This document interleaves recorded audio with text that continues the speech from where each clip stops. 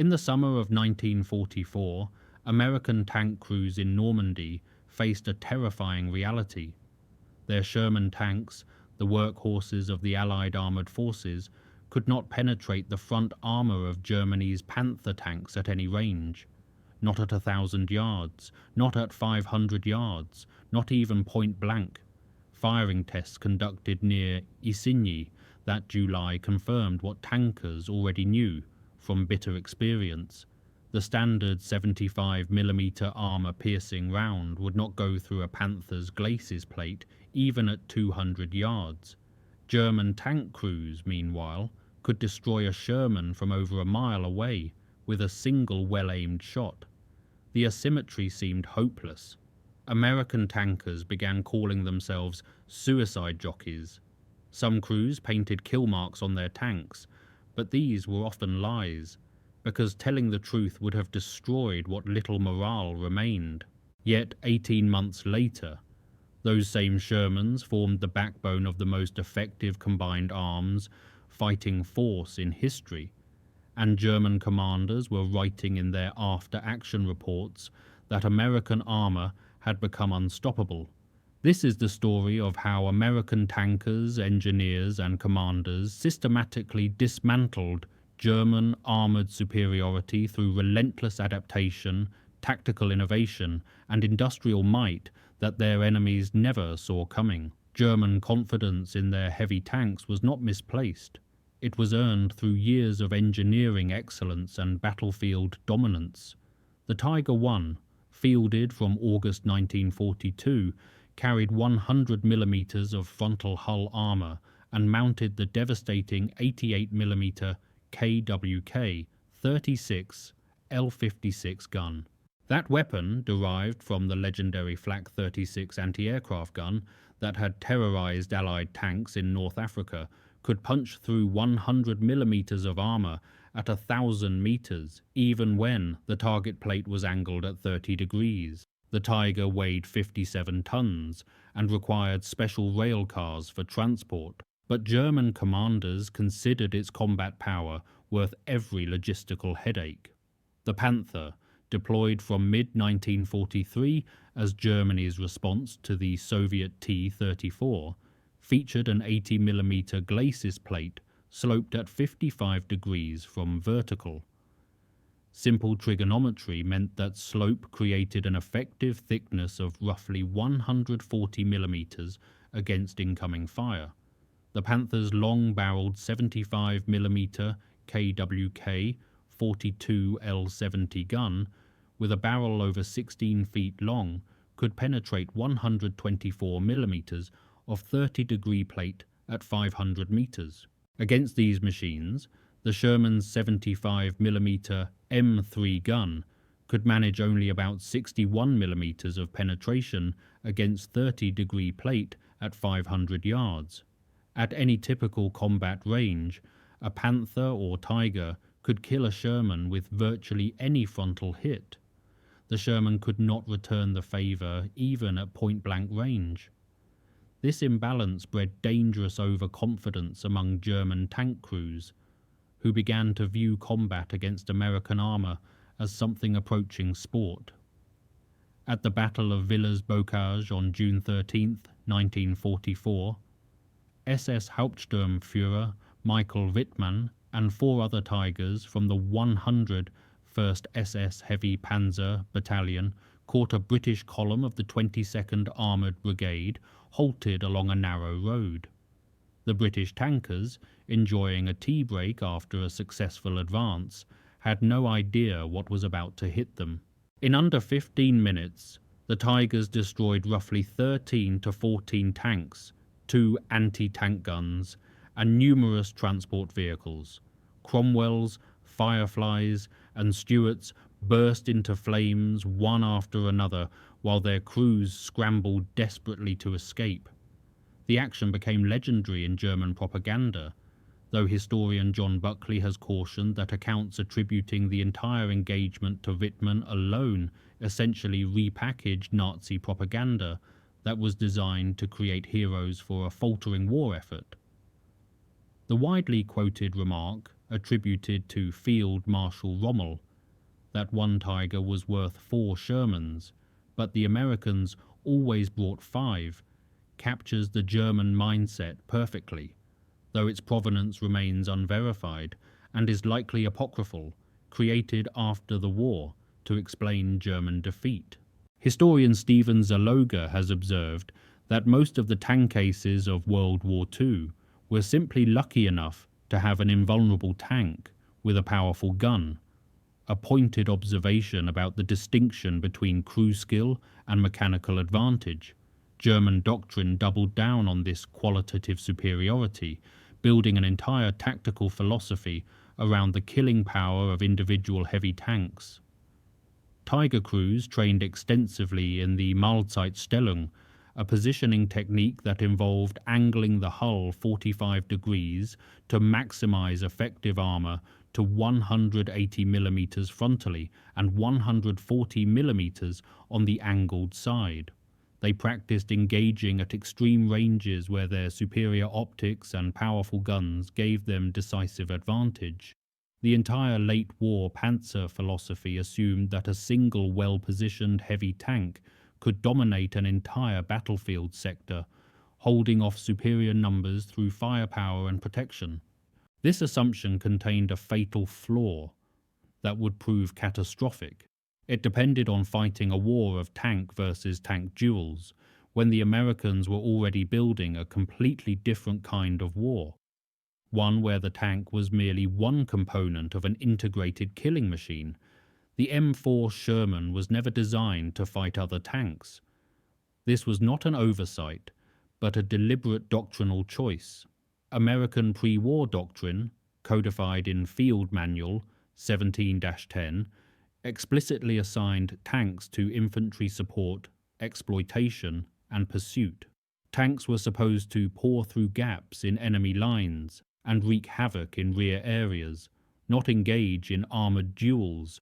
Tank versus tank combat was delegated to specialized tank destroyer battalions equipped with fast, lightly armored vehicles like the M10 Wolverine and M18 Hellcat, whose high-velocity guns and speed were meant to ambush enemy tanks from concealed positions. The Sherman's 75mm M3 gun was selected for its excellent high-explosive round, which packed 1.5 pounds of TNT and was ideal for destroying fortifications, gun emplacements, machine gun nests, and infantry positions. The gun could fire 10 to 12 rounds per minute with a well-trained crew, far faster than German tanks, and the gyro stabilizer allowed reasonable accuracy while moving at low speeds. At roughly 33 tons combat loaded, the Sherman could cross every bridge in Europe without worrying about weight limits, fit on standard rail cars without modification, and ship efficiently by sea in Liberty ship holds. Its 5-man crew operated from a comparatively roomy interior with large spring-loaded hatches above each position, a feature that would later prove critical for survivability when things went wrong. The design philosophy worked well enough against Panzer IIIs and early Panzer IVs in North Africa during 1942 and early 1943. The Sherman's superior gun depression, faster turret traverse, and better reliability gave American crews advantages that offset the German tanks' slightly superior armor. But when heavier German armor appeared, the reckoning came fast and brutal. At the Battle of Kasserine Pass from February 14th through 24th, 1943, the first major American engagement with German ground forces, Rommel's Africa Corps devastated the inexperienced US Second Corps. Tiger I tanks from the 501st Heavy Panzer Battalion spearheaded the assault, and American tankers discovered to their horror that their guns were useless against the massive German machines. The 1st Armoured Division lost 44 M4 tanks on the first day alone. Crews watched their rounds bounce harmlessly off Tiger hulls, while return fire punched clean through Sherman armour, often detonating the ammunition and incinerating everyone inside. Total Allied losses reached 183 tanks and 10,000 casualties, including 6,500 Americans, against roughly 2,000 Axis casualties and 34 tanks. The debacle led to Major General Lloyd Fredendall's replacement by Patton and forced a painful reassessment of American armoured doctrine. But the lessons learned at Kasserine would take many months to fully implement, and by the time they were, the Germans had deployed something even more dangerous than the Tiger. The real crisis came in Normandy in the summer of 1944. Pre-invasion intelligence had characterized the Panther as a rare heavy tank, seen only in separate battalions, similar to the Tiger. Intelligence officers assured commanders that Panthers would be encountered only occasionally in small numbers. In reality, 38% of German tanks in Normandy were Panthers, integrated into standard Panzer division regiments as their primary medium tank. The Panther had effectively replaced the Panzer IV in German doctrine. When Shermans encountered them in the hedgerow country, crews watched in horror as their 75mm rounds bounced harmlessly off the Panther's sloped glacis like tennis balls off a wall. The geometry was merciless. Even the newly arriving 76mm gun, rushed to Europe after urgent requests from field commanders, could not penetrate the Panther's front armour at any range with standard ammunition. Tank crews began reporting that combat against Panthers was suicide. Some units experienced 50% casualties in single engagements. Morale plummeted. The fire risk compounded crew terror and gave the Sherman a deadly reputation that would haunt it for decades. Early dry stowage, Sherman stored 75mm rounds in sponsone racks along the hull sides, directly in the path of penetrating hits. When a German round punched through the armour, hot fragments would ignite the propellant charges and the resulting fire would spread to adjacent rounds in milliseconds. A US Army study found that 60 to 80% of penetrated dry stowage Shermans caught fire, with propellant chain reactions incinerating the fighting compartment in seconds. Crews had perhaps 3 to 5 seconds to escape before the ammunition cooked off and turned the tank into an inferno. Those who made it out often suffered horrible burns. Those who did not were found as charred remains welded to their seats. The Germans nicknamed the Sherman Tommy Cooker after the small British field stoves. The myth that American tankers called it the Ronson, supposedly from the lighter slogan "Lights first time every time," has been largely debunked by modern historians who have searched wartime records extensively.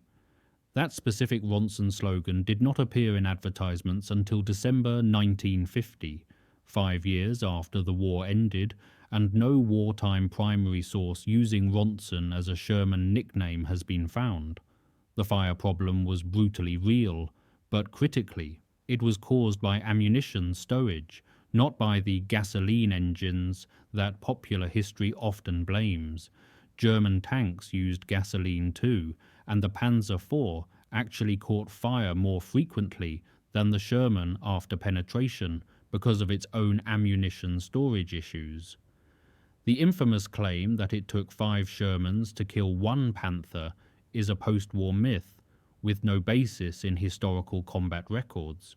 This myth has proven remarkably persistent in popular culture, appearing in documentaries, video games, and Hollywood films as if it were established fact. Zaloga has written definitively that the popular myths about Panthers enjoying a 5-to-1 kill ratio against Shermans have no basis at all in the historical records.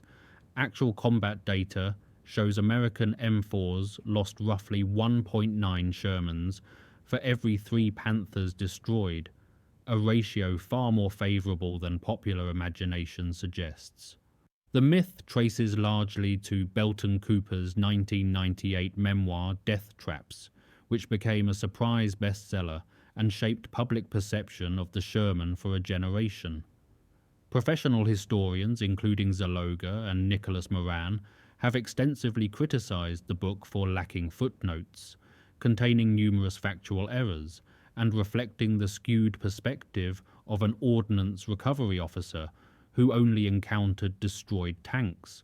Cooper never saw the tanks that survived, never interviewed crews who won engagements, and never had access to German loss records.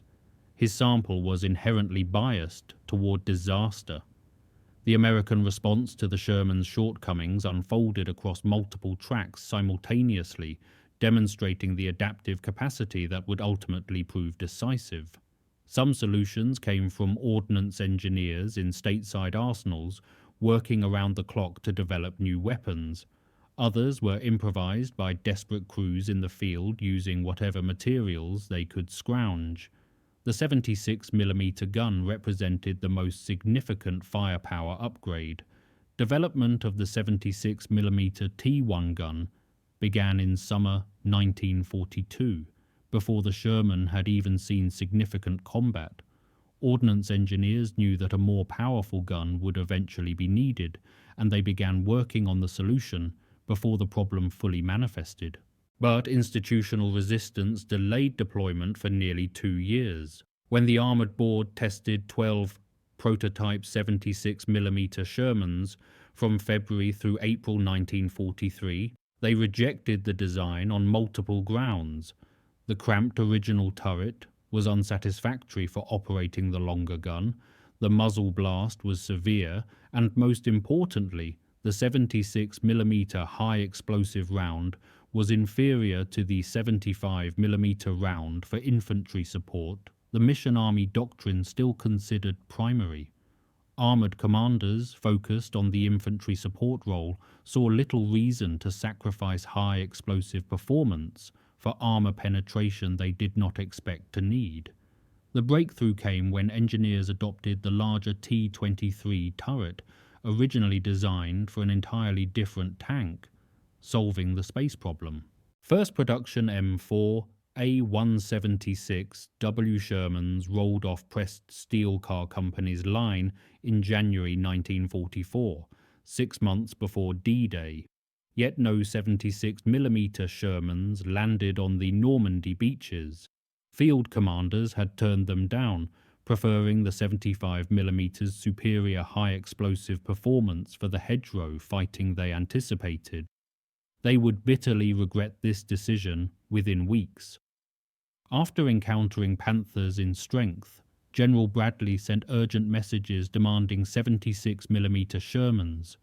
102 M4A176W tanks were rushed to France aboard fast transports, seeing first combat during Operation Cobra on July 25, 1944. The 76mm roughly doubled armour penetration over the 75, achieving 109mm versus 73mm at 1,000 metres. But testing against captured Panthers revealed a devastating truth. The new gun still could not defeat the Panthers' glacis at any range with standard ammunition. Even General Eisenhower, normally diplomatic, expressed fury in a meeting with ordnance officers, saying that ordnance told me this 76mm would take care of anything the Germans had. Now I find you cannot knock out a damn thing with it. HVAP ammunition, standing for high velocity armor piercing, offered the next leap forward. The T4 M93 round used a tungsten carbide core inside a lightweight aluminum steel body, achieving a muzzle velocity of 1,036 meters per second versus 792 meters per second for standard 76mm armor-piercing rounds. This velocity increase translated to approximately 150 millimeters of penetration at 1,000 meters against flat plate, enough to threaten any German tank. However, HVAP performed poorly against highly sloped armor due to ricochet tendency. The tungsten core would deflect rather than bite into angled surfaces.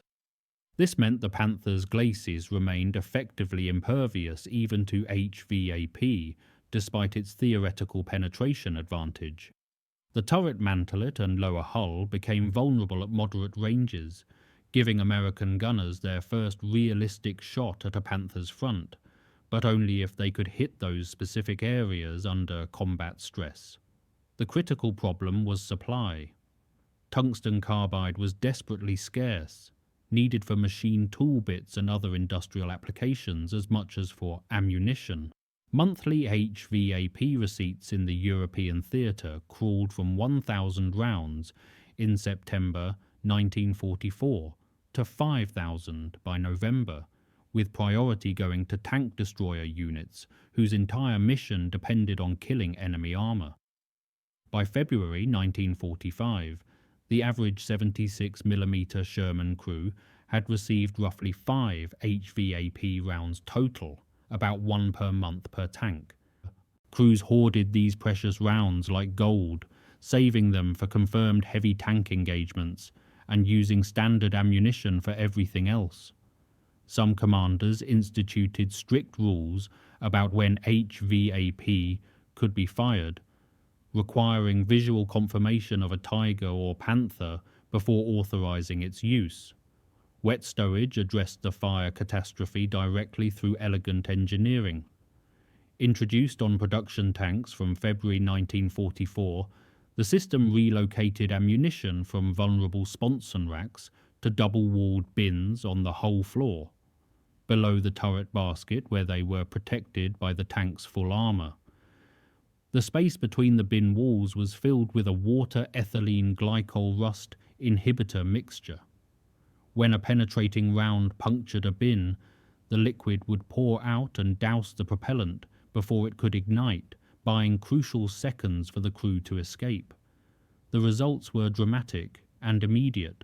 Burn rates dropped from 60 to 80% to just 10 to 15%, making wet stowage Shermans among the least flammable tanks of the war, actually safer than most German designs, since crew casualties averaged 1.28 per loss in burned tanks versus 0.78 in non-burning tanks. The wet stowage system saved hundreds of American lives over the final year of the war in Europe. Field modifications filled the gap between what the factory delivered and what combat demanded, demonstrating the ingenuity of American soldiers under pressure. Crews welded spare track links to hulls and turrets, reasoning that the additional steel would stop or deflect enemy rounds. They piled sandbags on glacis plates, sometimes stacking them several layers deep. Some crews poured concrete up to 6 inches thick on front armour, creating improvised applique protection. Expert assessment, however, was harsh. Sandbags and track links provided negligible protection against high-velocity armour-piercing rounds travelling at over 2,000 feet per second. Worse, the added weight-strained transmissions and suspensions and the uneven distribution could actually normalise incoming projectiles, negating the Sherman's armour slope and making penetration more likely rather than less. Patton banned sandbags in his Third Army after ordnance officers advised they were useless and harmful to the tank's mechanical systems. The most effective field modification came from Patton's own workshops, where skilled welders attached armour plates salvaged from knocked-out American and German tanks, including Panther glacis plates with their excellent ballistic properties, to operational Shermans. Approximately 36 of these improvised jumbos were supplied to each of his 3 armoured divisions in spring 1945. The M4A3E8 Easy Eight combined every major late-war improvement into a single outstanding package. It mounted the 76mm gun with its improved penetration, featured wet stowage to protect the crew, and rode on the new HVSS horizontal volute spring suspension with wider 23-inch tracks that dramatically reduced ground pressure from 14 to 11 pounds per square inch. This improved cross-country mobility proved critical during the mud and snow of winter 1944 through 45, when narrower-tracked German tanks often bogged down. The Easy Eight could go places the Panther could not, a crucial tactical advantage. Production began at Detroit Tank Arsenal in August 1944, with 2,617 built during the war. The 4th Armoured Division received its first Easy Eights during the Battle of the Bulge in December 1944. Creighton Abrams' final command tank, Thunderbolt 7, was an M4A3E8 fitted with salvaged armour plates welded on by Third Army workshops. Perhaps no single field innovation captured the American genius for improvisation better than the Culin hedgerow cutter, a device that transformed the Normandy campaign.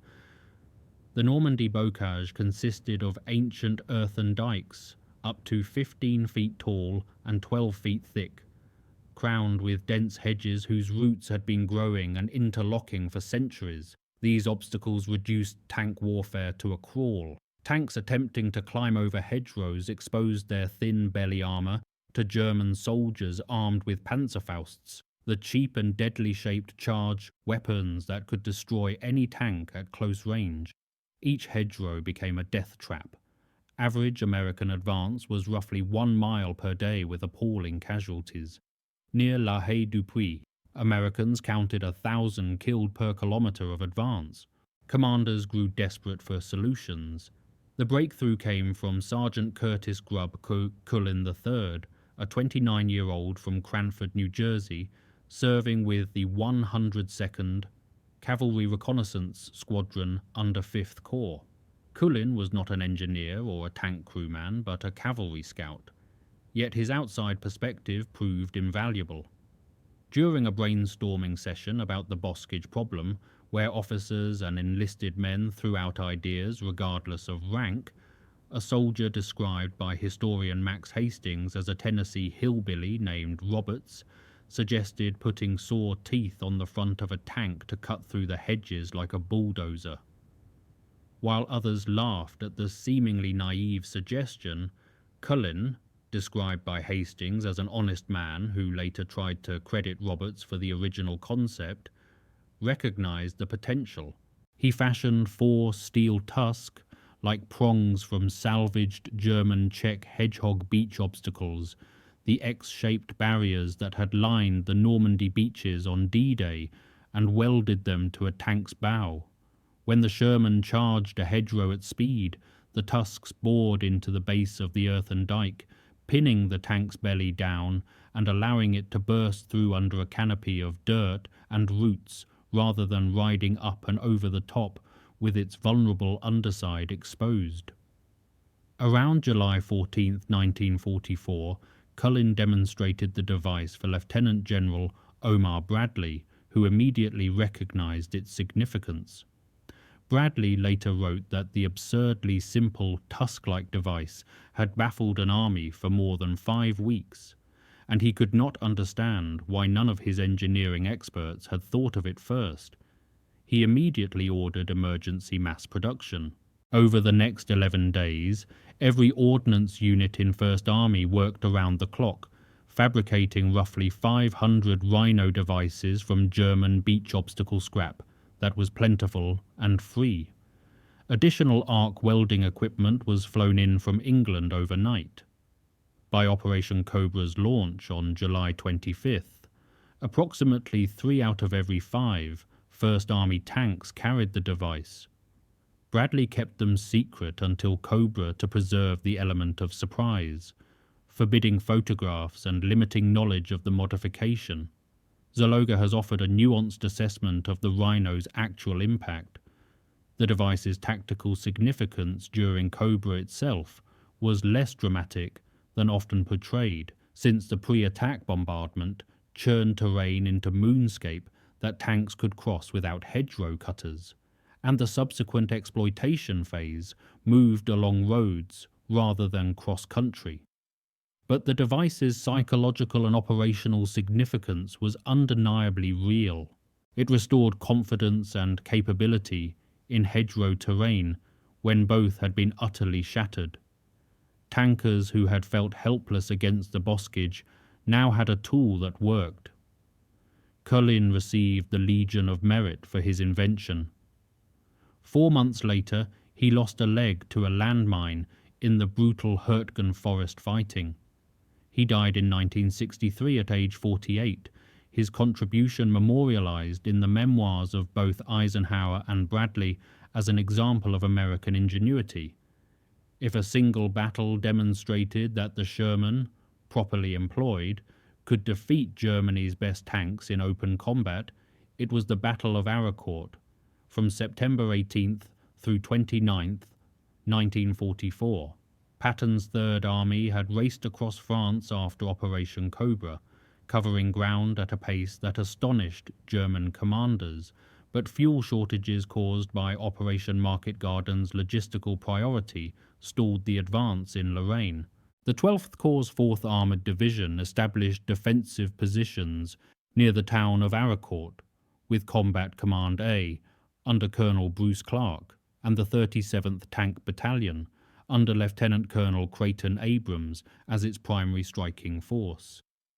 The German 5th Panzer Army, under General Hasso von Manteuffel, assembled 262 tanks and assault guns, including 107 factory new Panthers in Panzer Brigades 111 and 113, for a counter-offensive aimed at retaking Luneville and destroying the exposed American spearhead. The German force looked formidable on paper, a mass of the most modern tanks Germany could produce, but it concealed a fatal weakness that would prove decisive. The Panzer Brigade crews had received only 2 weeks of training before being thrown into combat. They could not read maps effectively, lacked integral reconnaissance units to scout ahead, and had never trained together as cohesive units. Veteran tankers had been killed on the Eastern Front faster than replacements could be trained. These green crews were ordered to attack blind into American positions held by combat veterans who had been fighting continuously since Normandy and knew their business thoroughly. September 19th opened with heavy fog blanketing the Lorraine countryside, and this weather changed everything. The fog reduced engagement distances to a few hundred meters, completely neutralizing the Panthers' lethal advantage at range. German tank doctrine assumed engagements would begin at 1,000 meters or more, where superior German optics and gun accuracy would be decisive. At close range in fog, these advantages vanished. Captain Kenneth Lamison of C Company, 37th Tank Battalion, positioned his Shermans in Hull down positions along the Metz-Strasbourg road, approximately 3 minutes before 8 Panthers emerged from the murk. The German crews, disoriented in the fog and expecting to find empty roads, had no idea American tanks were waiting. Lamison's crews knocked out 4 Panthers with their first shots before the Germans could even identify where the fire was coming from. The surviving Panthers tried to retreat, but the Americans withdrew, repositioned rapidly thanks to their superior mobility, and ambushed them again, destroying the remaining 4. 8 Panthers lost without a single Sherman hit. Captain Jimmy Leach of B Company engaged more Panthers near Arracourt with similar results. The inexperienced German crews panicked under fire they could not effectively return. Leach later recalled with amazement that they abandoned the battlefield, put those Panther tanks in high gear and took off over a hill, leaving their infantry support behind.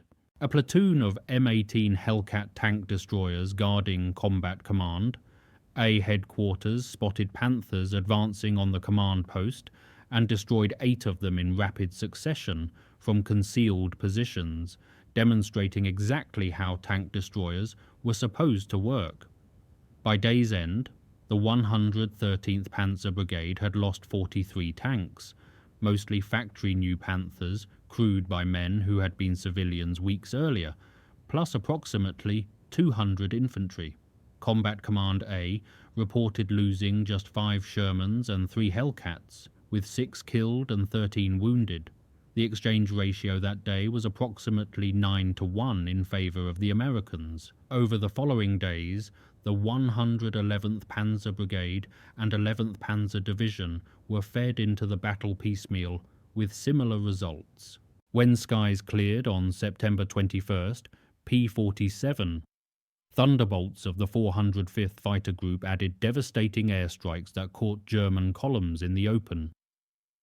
Major Charles Bazooka, Charlie Carpenter attacked German armour from his rocket-armed Piper L-4 Cub observation plane, personally credited with destroying 2 Panthers by firing improvised bazooka tubes mounted on his wing struts.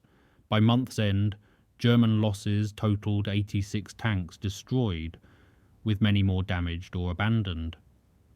The 5th Panzer Army was reduced to roughly 25 operational vehicles.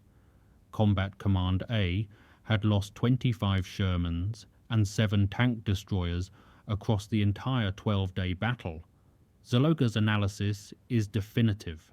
A combination of concealed defensive positions, command of local terrain elevations, and clever fire and maneuver tactics allowed Combat Command A to negate the superior armour and firepower of the German armour.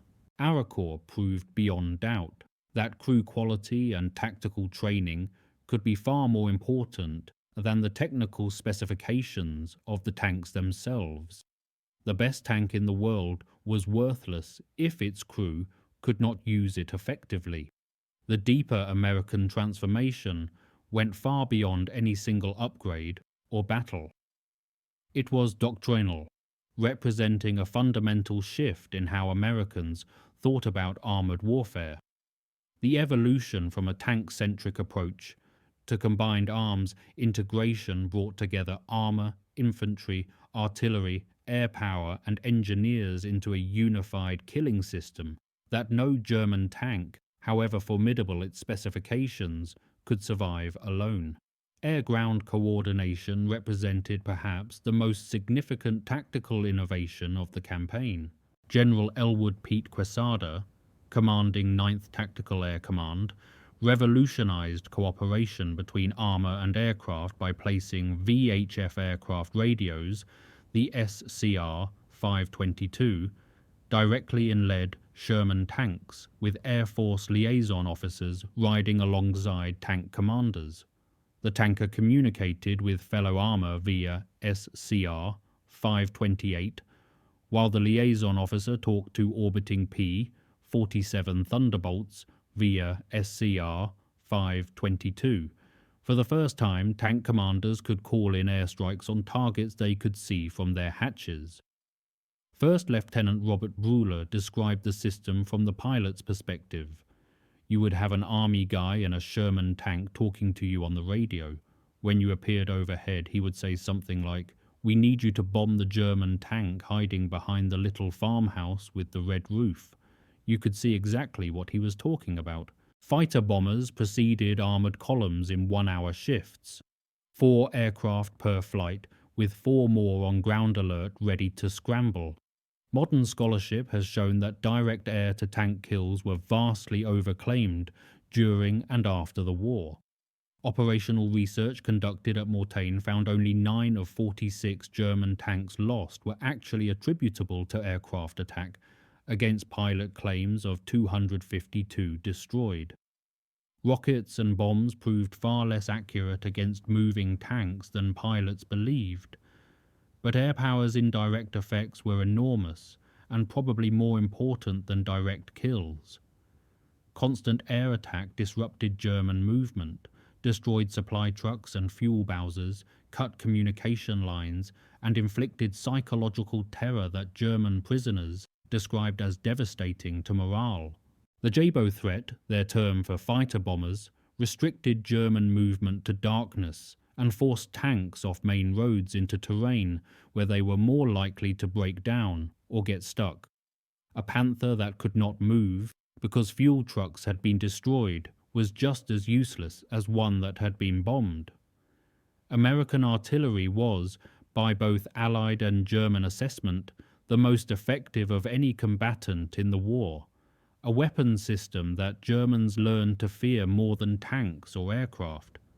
The Fire Direction Center system, developed at Fort Sill, Oklahoma in the interwar period, enabled rapid centralized computation of firing solutions and the massing of multiple batteries on a single target within minutes of a call for fire.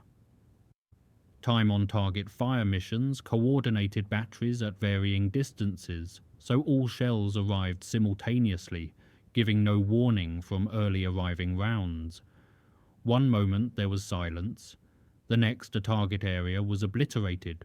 Field Marshal Rommel acknowledged in his papers that the enemy's tremendous superiority in artillery, and even more in the air, had broken the front open. German infantry dreaded American artillery above all other weapons. The VT proximity fuse, first authorized for ground combat during the Battle of the Bulge in December 1944, after being held in reserve for fear the technology would be captured and copied, represented a quantum leap in artillery effectiveness.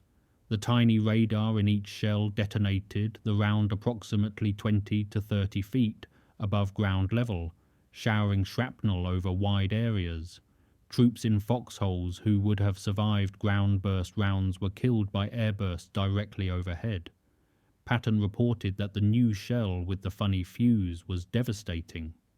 He described catching a German battalion trying to cross the Sauer River with a battalion concentration and killing by actual count 702. He called the fuse significant enough to require a revision of the tactics of land warfare. Infantry-tank coordination evolved through painful trial and error as units learned that neither arm could survive without the other. The critical breakthrough in communication came when Captain Edward D. Miller, S3 of the 743rd Tank Battalion, rigged an EE8 field telephone in a .30 caliber ammo box on the rear hull of a Sherman, wired into the tank's intercom system. This simple modification allowed an infantryman to walk up behind the tank and speak directly to the crew without exposing himself to fire or trying to shout over engine noise. Before this innovation, infantry had tried banging on tank hulls with rifle butts or climbing on top to shout into hatches, often getting killed in the process. Infantry proved essential for spotting the concealed anti-tank guns that were actually the single greatest killer of Shermans throughout the campaign, and for neutralizing Panzerfaust teams lurking in buildings and hedgerows. A Sherman without infantry support was blind and vulnerable. Infantry without tank support was pinned and slaughtered. The Boskage fighting forced the most developed combined arms drill of the war. Artillery suppression came first, with shells plastering the next hedgerow line. Then a Rhino-equipped tank breached the hedgerow, bursting through in a shower of dirt while firing high explosive and machine guns at suspected enemy positions. Infantry followed through the breach immediately behind the tank, fanning out to clear enemy soldiers from their holes. Engineers came next to clear mines and obstacles. Then the entire sequence repeated at the next hedgerow line. It was slow, brutal, and costly, but it worked. Standard Sherman platoon tactics against heavy armor codified the flanking approach that experience had proven effective. One section of 2 tanks engaged the enemy frontally, pinning attention and forcing the enemy gunner to choose a target, while the other section of 2 to 3 tanks executed a wide encircling movement to hit the dramatically thinner side armor. Against the Panther, this was the difference between impossibility and lethality. The Panther's 40mm side armor could be penetrated by a 75mm Sherman at virtually any combat range, versus the impervious 140mm effective frontal glacis. A Panther that could see only enemies in front of it was deadly. A Panther trying to cover threats from multiple directions was vulnerable. The production disparity between American and German armor was not merely advantageous, it was civilizationally decisive. reflecting fundamental differences in industrial capacity that no amount of German engineering excellence could overcome. The United States produced 49,324 M4 Shermans across 11 factories spread across the American heartland. Safe from enemy bombing, Germany produced approximately 6,000 Panthers, 1,347 Tiger Is, and 489 Tiger IIs across the entire war, with factories constantly disrupted by Allied bombing and raw material shortages. A Sherman required roughly 48,000 man-hours to build. A Tiger I required an estimated 300,000 man-hours, meaning America could produce approximately 6 Shermans for every Tiger Germany could manage. The Chrysler Detroit tank arsenal alone, the largest Sherman producer, turned out 22,234 tanks, nearly 4 times Germany's entire Panther production. But raw numbers tell only part of the story. The Sherman's mechanical reliability was a force multiplier that German tanks could not match, keeping American armor in the fight while German tanks sat broken in repair depots. British long-distance trials concluded Shermans were utterly reliable and infinitely superior in every other way, particularly in reliability with a minimum of maintenance. Sherman engines averaged roughly 3,000 miles before major overhaul. The Panther, by contrast, debuted catastrophically at Kursk in July 1943, where 50% of vehicles became inoperative before even reaching the battle area due to mechanical failure. 2/3 of breakdowns came from engine overheating and fires, 1/3 from transmission and final drive problems. Panther operational availability averaged just 37% in February 1944 and improved to 78% by the end of May that year under ideal conditions, though it fluctuated widely depending on unit and circumstances. The Panther's spur gear final drive was chronically weak and prone to stripping under stress, and no comprehensive fix was ever introduced, despite years of complaints from crews. A post-war French army study examining captured Panthers found evidence that many had been sabotaged during production by forced laborers who loosened bolts or introduced contaminants into lubricants. The American echelon maintenance system ensured damaged Shermans returned to battle rapidly, while German tanks languished waiting for spare parts that never came. Each tank company had its own M32 tank recovery vehicle that could tow damaged tanks to battalion maintenance. Battalion, division, and corps ordnance units provided progressively more capable repair facilities. The Sherman shared hull and chassis components with the M10 and M36 tank destroyers, M7 Priest self-propelled artillery, and M32 recovery vehicles, creating a vast common parts ecosystem where the same transmission or engine could fit multiple vehicle types. Transmissions were manufactured by 6 different companies with fully interchangeable parts, ensuring no single factory bombing could halt production. Patton's Third Army Ordnance Workshops demonstrated remarkable improvisation, modifying 14,000 captured German spark plugs to refurbish Sherman engines and producing 108 improvised jumbos by welding salvaged armor onto standard tanks when factory jumbos proved unavailable. The Red Ball Express, operating from August 25th to November 16th, 1944, demonstrated American logistical prowess on a scale Germany could not match. This dedicated supply convoy system delivered 412,193 tons of supplies along one-way loop routes stretching from Normandy beaches to the front lines, peaking at 12,500 tons per day across nearly 6,000 vehicles running around the clock. African American soldiers comprised approximately 75% of Red Bull Express drivers, serving in transportation units while facing discrimination that barred them from combat roles. Their contribution was essential to victory. This logistical juggernaut meant American armored divisions could replace tank losses almost as fast as they occurred.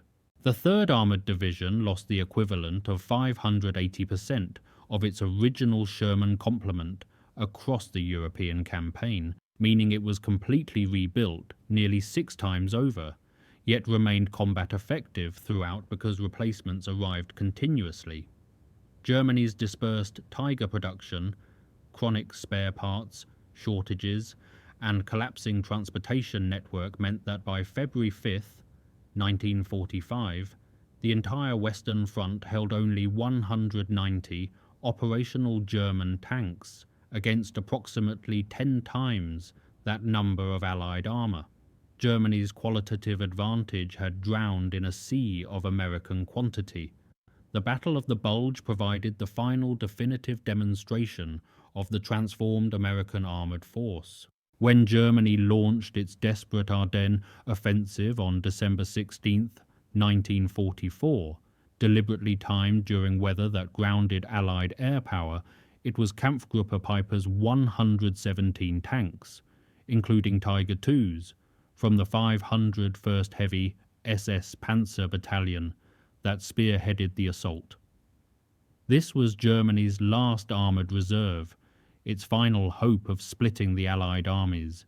Yet even this powerful force was systematically ground down by American combined arms fighting with desperate determination.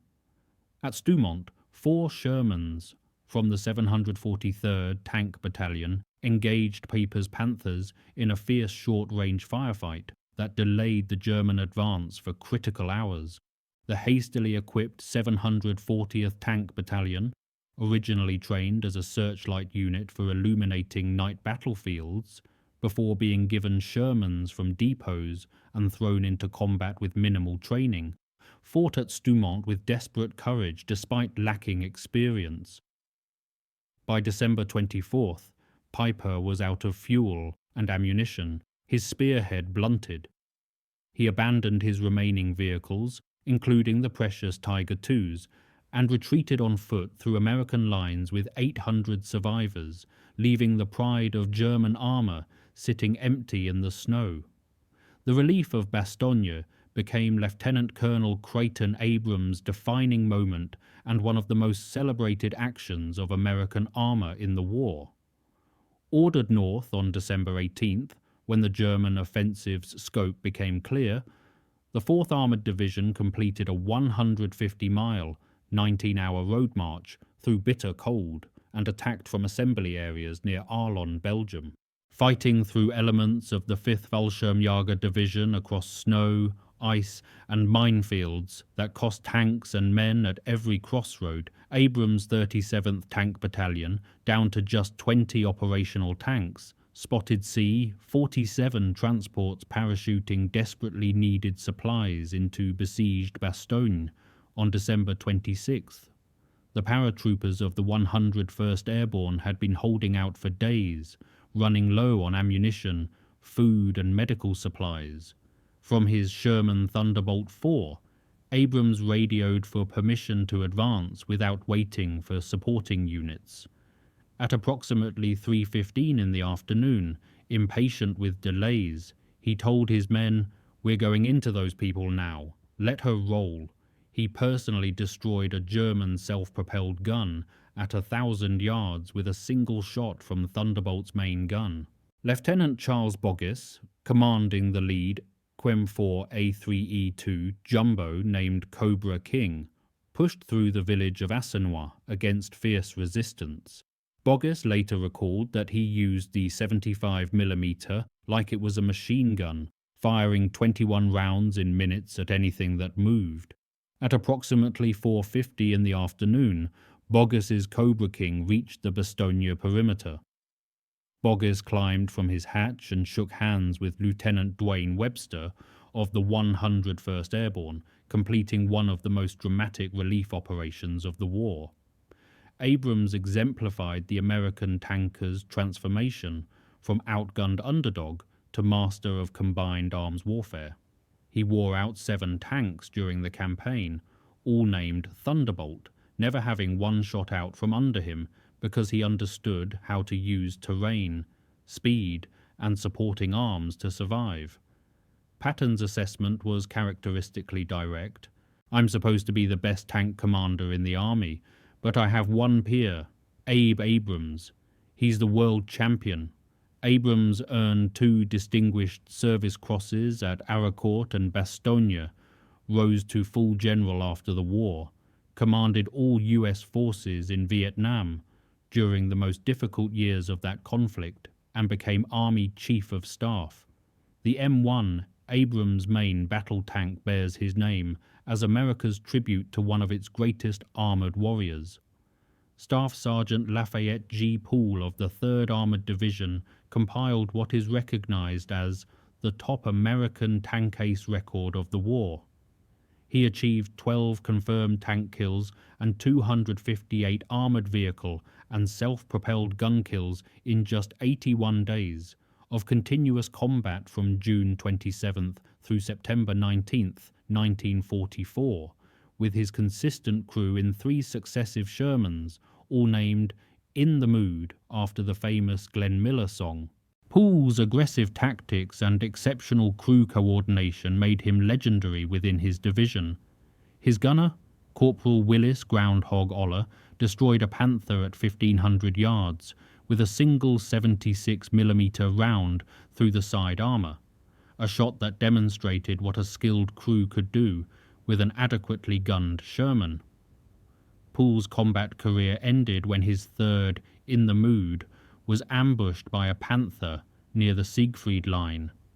The replacement gunner who had just joined the crew was killed and Pool lost a leg, ending his days as a tank commander. He survived the war and lived until 1991. Brad Pitt's character War Daddy in the 2014 film Fury was inspired by Pool's exploits. The 761st Tank Battalion, known as the Black Panthers, holds a special place in this story as the first African-American armored unit in combat. They fought 183 consecutive days across 6 countries after entering combat on November 7, 1944, proving their worth against enemy fire while facing discrimination from their own army. Staff Sergeant Reuben Rivers, whose Sherman hit a mine tearing his leg open to the bone on November 16th, refused evacuation despite excruciating pain and the certainty of infection. He knew his men needed him. 3 days later, engaging German tanks near Gebling, France, Rivers spotted enemy armor moving to flank his unit. He radioed his final words before advancing to meet them. "I see them. We'll fight them." His tank was destroyed and Rivers was killed. His Medal of Honor was denied for decades due to racial discrimination, with paperwork mysteriously lost and witnesses ignored. The award was finally presented on January 13, 1997, over 52 years after his death, when President Clinton honored 7 African-American World War II veterans whose valor had been overlooked because of the color of their skin. The German failure in the end was not one of engineering excellence but of strategic imagination. They built superb tanks, perhaps the finest of the war in pure technical terms, and assumed tank versus tank supremacy would prove decisive in modern warfare. The Americans built a good enough tank, a tank that was adequate rather than exceptional in any single category, and then constructed an entire system of warfare around it that no enemy could defeat. Air-ground integration provided constant surveillance and firepower. Devastating artillery could obliterate any position within minutes of being identified. Combined arms infantry tank teams cleared terrain that neither arm could take alone. Unmatched logistics kept the machine running, an industrial base that could absorb losses no adversary could inflict. Fast enough ensured the army grew stronger, even as it suffered casualties. Lieutenant General Leslie McNair, the chief architect of the original tank destroyer doctrine, who had insisted there could be no basis for the T-26 heavy tank other than the conception of a tank versus tank duel, which he believed unsound and unnecessary, was killed by friendly fire during Operation Cobra on July 25, 1944. American bombs aimed at German positions fell short and struck his observation post. He was the highest-ranking American officer killed by friendly fire in the war, though not the highest-ranking killed overall. His death, tragic as it was, removed perhaps the most consequential doctrinal obstacle to American armored development, allowing the heavy tank program to proceed that would eventually produce the M26 Pershing. By war's end, the transformation was complete. Wet stowage had cut Sherman fire rates by 80%, making what had been a death trap into one of the safest tanks to crew. The 76mm gun with HVAP gave crews a fighting chance against Panther mantlets and Tiger weak points. The Easy Eight's HVSS suspension made the Sherman more mobile in mud and snow than the heavier Panther, which often bogged down in conditions the American tank could traverse. American artillery, VT fuses, and fighter-bomber coordination made every Sherman engagement a combined arms event that no isolated German tank, however superior its specifications, could survive. The war was not won by the tank that could kill at 2,000 meters. It was won by the tank that could be built by the tens of thousands, fixed in hours by mechanics using interchangeable parts, supplied across continents by an industrial democracy at the peak of its power, and fought by crews who learned, at terrible cost, measured in burned bodies and grieving families, to use every tool available to them. The Germans built the better tank. The Americans built the better army. In the end, that made all the difference.